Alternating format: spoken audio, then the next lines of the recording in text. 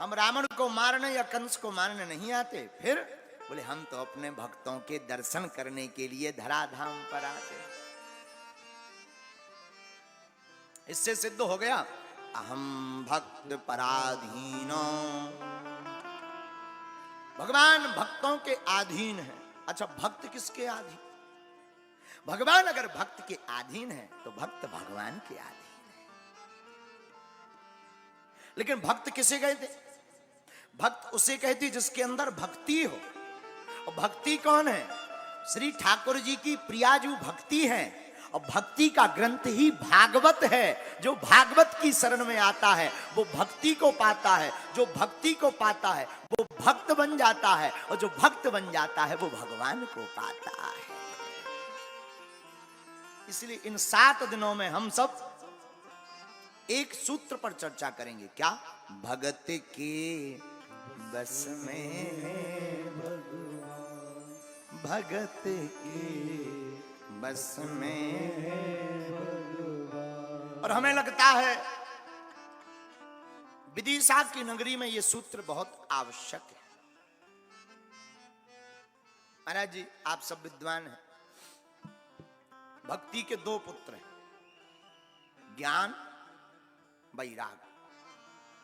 अहम भक्ति ऋतख्याता यमौ में तनयौ मतौ, ज्ञान वैराग्य नामानौ काल योगे जल।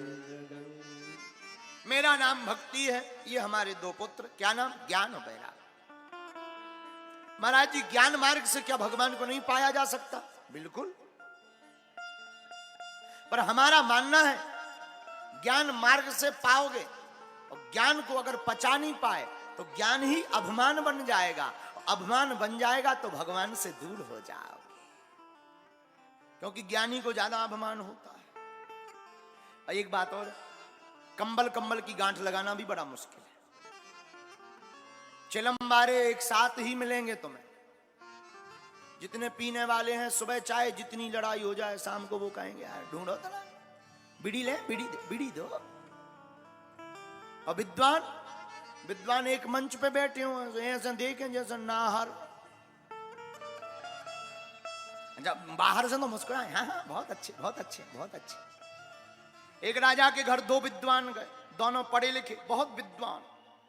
अब चली गए सो चली गए। एक विद्वान स्नान करने गया। राजा ने कहा दूसरे विद्वान से जो रुके थे, बोले महाराज आपके साथ जो है वो तो बहुत अच्छे हैं, बहुत विद्वान लग रहे हैं। अरे बोले कहाँ विद्वान? घोड़ा है, घोड़ा। वो तो हम आ रहे थे, हमने कहा एक से भले 2, अकेले क्यों जाए? राजा ने कहा अच्छा तो क्षमा करो, आप बहुत अच्छे हो।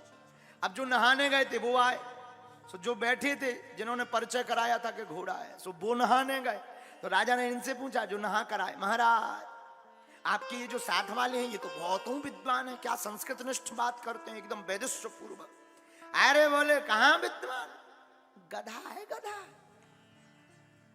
वो तो हम आ रहे थे अकेले, हमने कहा हम क्या करेंगे। और जब भोजन पाने बैठे सो राजा भी बुद्धिमान था। राजा ने घोड़ा के सामने चना, गधा के सामने घास। राजा बोले ये, विद्वान बोले मूर्ख, ये क्या है, हमारा अपमान कर दिया, घास खबा रहे, शर्म नहीं आती। राजा बोले आप ही ने तो परिचय कराओ। एक को घोड़ा बताया, एक को गधा बताया। तो एक बात है, चिलम पीने वालों की पत्नियां कितना लड़ाई करवा दे, कितनी भी। सुबह लड़ाई होगी, शाम होगी, सो फिर बाढ़ में जाना, बीड़ी ले आओ। एक जने संत बहुत अच्छी बात बोले, चिलम दम भाई सो निज भाई, बाकी भाई घिसिर पिटे। हाँ, वो कहते थे। अच्छा, विद्वानों में कभी मित्रता नहीं, कभी नहीं, बहुत असंभव है। अगर ऐसा हो भी जाए तो समझ जाइए कि सतयुग में जी रहे। हाँ, बड़ा असंभव है। हमें लगता है विदिशा की नगरी पर भगत के बस